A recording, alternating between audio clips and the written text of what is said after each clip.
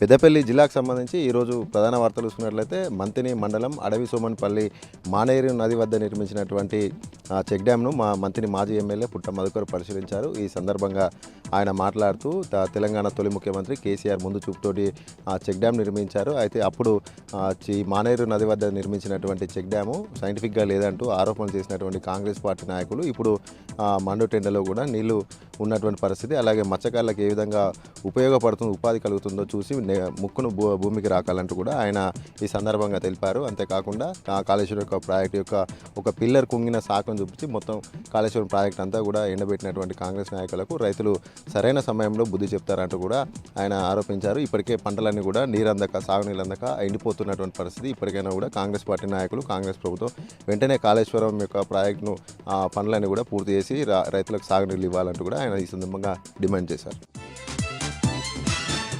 అలాగే మరొక ప్రధాన వార్త చూసుకున్నట్లయితే రామగుండం ఎన్టీపీసీలో బీఆర్ఎస్ నాయకుడు కార్మిక నేత కౌశిక్ మీడియా సమావేశం నిర్వహించారు. ఈ సందర్భంగా కౌశిక్ మాట్లాడుతూ రామగుండం ఎన్టీపీసీ సంస్థ ఫ్రీగా ఉచితంగా ఇస్తున్నటువంటి బూడిదని కొందరు స్థానిక ఎమ్మెల్యే యొక్క అంచెలంతా కూడా దందాగా మార్చి నిత్యం ఒక్కో లారీకి లోడింగ్ పేరిట 4,600 రూపాయలు వసూలు చేస్తున్నారంటూ కూడా ఆయన ఆరోపించారు. ఇక్కడ ఉన్నటువంటి స్థానిక లారీలకు ఇవ్వాల్సినటువంటి బూడిద ఎక్కడో ఇతర ప్రాంతాలకు సంబంధించినటువంటి వారికి ఇస్తున్నారంటూ కూడా ఆయన ఆరోపించారు. వెంటనే ఎన్టీపీసీ సంస్థ ఈ యొక్క జరుగుతున్నటువంటి బూడిద దందాను వెంటనే అరికట్టి స్థానికంగా లోకల్ లారీలకే మొదటి ప్రియారిటీ ఇవ్వాలి. అంతేకాకుండా లోడింగ్ కూడా ఎన్టీపీసీ సంస్థ చేపట్టి ఉచితంగా బూడిద ఇవ్వాలంటూ కూడా ఆయన ఈ సందర్భంగా ఎన్టీపీసీ సంస్థను హెచ్చరించారు. లేని పక్షంలో పెద్ద ఎత్తున కూడా ఎన్టీపీసీ ప్లాంట్ను ముట్టడిస్తామంటూ కూడా ఆయన అన్నారు.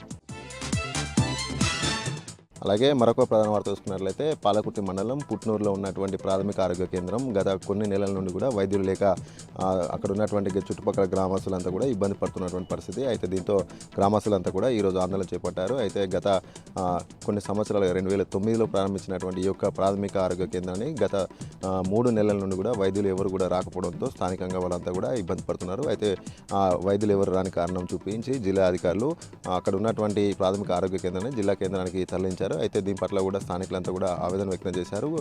చుట్టుపక్కల ఉన్నటువంటి 12 గ్రామాలకు అనేక వైద్య సేవలు అందించినటువంటి ప్రాథమిక ఆరోగ్య కేంద్రాన్ని జిల్లా కేంద్రానికి తరలించడం ఏంటంటూ కూడా స్థానికులైతే ప్రశ్నించారు. వెంటనే జిల్లా అధికారులు జిల్లా కలెక్టర్ స్పందించి ఇక్కడ మళ్ళీ ప్రాథమిక ఆరోగ్య కేంద్రాన్ని ఏర్పాటు చేయాలంటూ కూడా వారంతా కూడా డిమాండ్ చేశారు. మరొక ప్రధాన వార్త చూసుకున్నట్లయితే పెద్దపల్లి పట్టణ కేంద్రంలోని కూనారం వెళ్లే దారిలో ఉన్నటువంటి Koonaram ROB railway over bridge నిర్మాణం పనులు వేగవంతం కాకుండా ఆలస్యం కావడంతో అక్కడ ఉన్నటువంటి స్థానికులంతా కూడా ఇబ్బంది పడుతున్నారు. అయితే అక్కడ ఉన్నటువంటి ఆర్ఓబి నిర్మాణ పనుల్లో భాగంగా సదరు కాంట్రాక్టర్ డైవర్షన్ రోడ్డును నాసిరకం పూర్తి చేయడంతో దుమ్ము ధూళి వేసి వాహనదారుల కళ్ళలో పడి వాహనదారులు అయితే ఇబ్బంది పడుతున్నారు. కంకర తేలినటువంటి రోడ్డు గుంతలమయం కావడంతో వాహనదారులంతా కూడా ఇబ్బంది పడుతున్నారు. అయితే ఇది ప్రధాన రైల్వే మార్గం కావడంతో ఒకసారి రైల్వే గేట్ పడితే కనుక కనీసం గంట వేచి ఉండాల్సిన పరిస్థితి. ఈ నేపథ్యంలో ఈ గొంతులమయంతో గంట సమయంతో చుట్టుపక్కల గ్రామాల వాహనదారులంతా కూడా తీవ్ర ఇబ్బంది పడుతున్నారు. వెంటనే ఉన్నతాధికారులు దీనిపైన స్పందించి తక్షణమే చర్యలు చేపట్టాలంటూ కూడా స్థానిక వాహనదారులు స్థానికులంతా కూడా డిమాండ్ చేశారు.